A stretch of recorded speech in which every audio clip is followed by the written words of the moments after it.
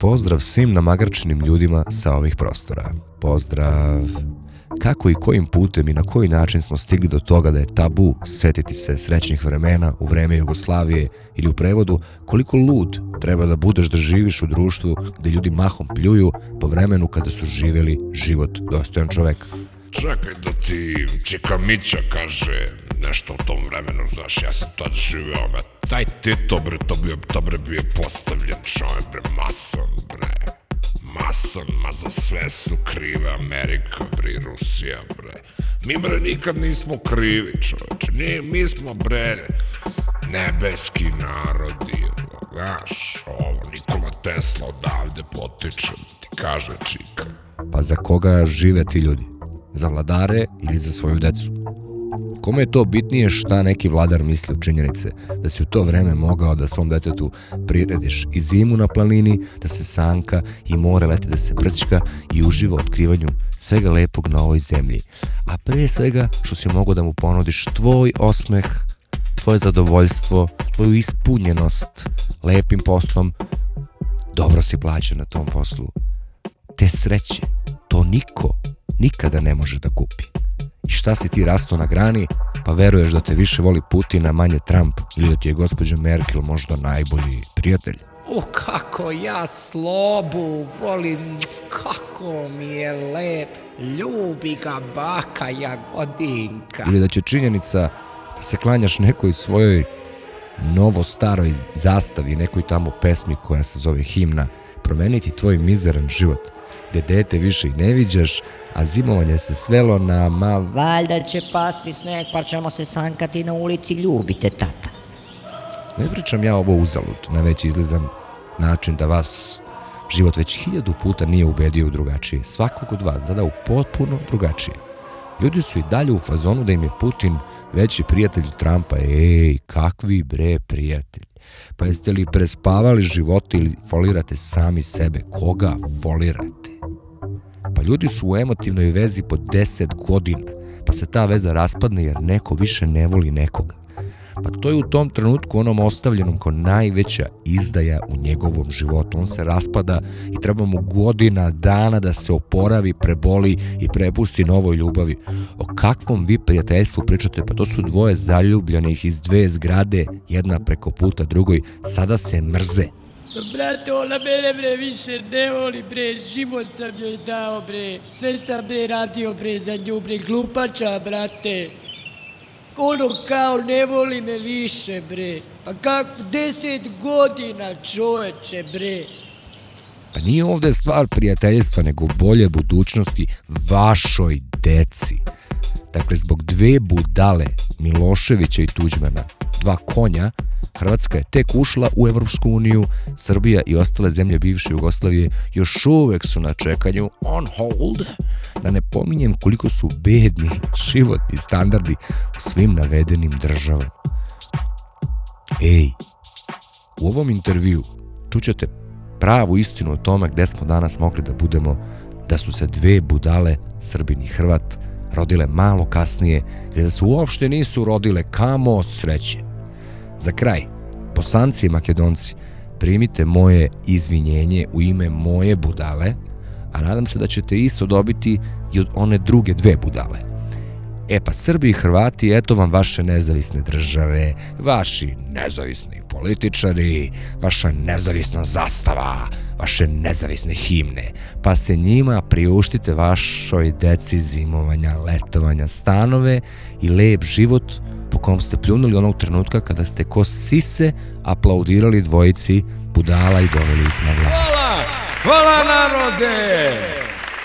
Živela nezavisna republika i sloboda! Pa zašto da budemo veliki kad možemo da budemo i mali? Pa zašto bi se komšije dogovarale kad uvek ima ko drugi da ih dogovara? Pa kome još treba autoindustrija i industrija kad drugi imaju sve to? A da vas pitam kako ćete priuštiti svoje deci onaj osmeh i zadovoljstvo svojim životom, gde primate plate dostojne čoveka, gde ne brinete, koliko košta taj osmeh? Mislite da deca to ne vide? Ne vide vaše zabrinuto kapitalističko lice. U ovom intervju čućete Kiro Gligorova, predsjednika Makedonije i ja mislim čak i prve Jugoslavije, šta se zapravo desilo i da ne da Zapad nije kriv što smo mi prolili krv, nego su krive dve budale, Srbin i Hrvat. Dakle, nama je nuđeno da uđemo u Evropsku uniju kao prva zemlja, dobijemo milijarde kredita, te svaka zemlja putem referenduma izabere svoju nezavisnost. Da vas podsjetim za one velike vernike, da ulaskom u Evropsku uniju crkva bi bila dozvoljena, znači i religija više ne bi bila problem u staroj Jugoslaviji ili novoj federaciji. Koji smo mi magarci.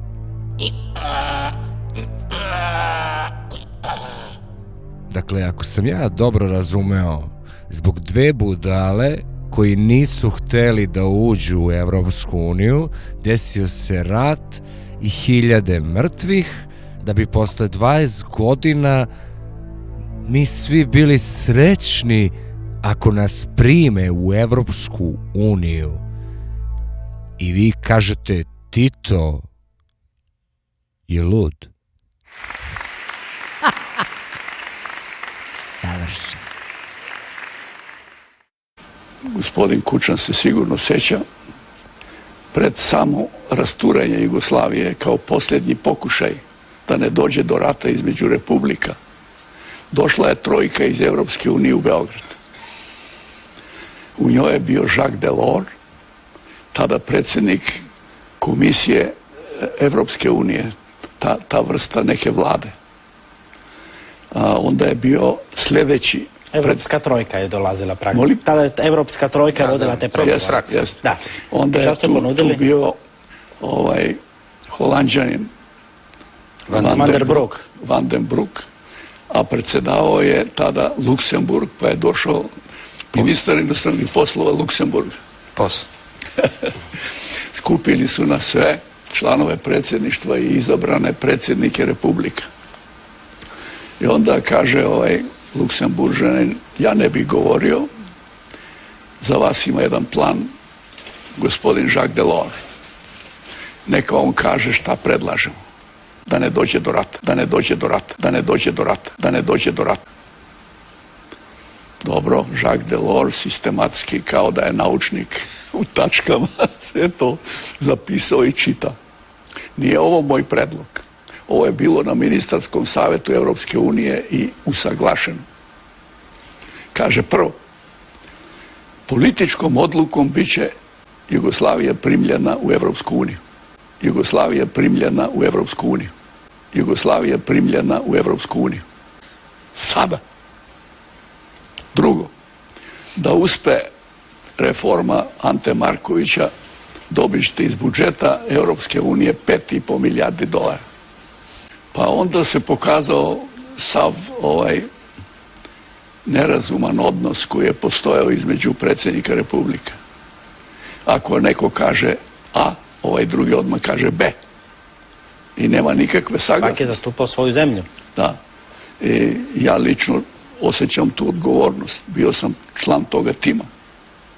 I nismo mogli nikako da se sporazumemo da baš ne mora sve da se uništi što je u bivšoj Jugoslaviji. Ja ne spadam među one ljude koji smatraju da sve što je bilo u bivšoj Jugoslaviji je bilo pogrešno i loše. Ima i rezultata. I te stvari treba odvajati. Ali su neki htjeli svoju državu i to je sad neminovno. Sad je najlakše napadati Tita, odricati se njega i tako dalje. A zaboravlja se na neku istorijsku ulogu tog čovjeka. Koje će vreme istorija priznati. Recite sad, nakon 15 godina izašli ste iz politike, imate li na kraju svoje emisije neku poruku za predsjednike ili premijere, ljude koji vode ove zemlje? Kako ne? Pa tih 10 tačaka koje je pročitao Delors. Mislite da bi... Ja ne znam koja je bolje od koje. A to je gotovo. Sad smo 2007. Pri tome, svaka od republika koja želi da ima nezavisnost, neka ide na referendum da to potvrdi narod, neka ide na referendum da to potvrdi narod, referendum da potvrdi narod, onda je nastala šutnja. Kaže, ajde, kažite šta mislite. Onda se javio Milošević. Ja smatram da mi treba da stvorimo čvrstu i modernu federaciju sa sedištem u Beogradu. Zato što je tada bio predlog kao neki kompromis da se ne ljute stalno Hrvati i Slovenci što sve iz Beograda dolazi i tako dalje. Ajde, nek bude Sarajevo. Ali u Beogradu, kaže. Dobro. Onda opet šutnja. Onda se javio Tuđman. Kaže, ja osjećam da imam istorijsku misiju da obnovim Hrvatsko kraljevstvo. Mi smo imali državu i tako dalje. Sad je treba obnoviti. I drugo me ne interesuje. Ne interesuje me nikakve milijarde. Onda ovaj jadni Alija Izetbegović kaže, molim vas, nemojte tako. Ovo barem kao osnova za razgovor da prihvatimo, pa bit će tu sugestija ovakvih, onakvih, da se to još poboljša i tako dalje. Znate šta, gospodo? Ako to ne bude, u Bosni će biti krvi do kolena. Nikoga to nije uzbudilo.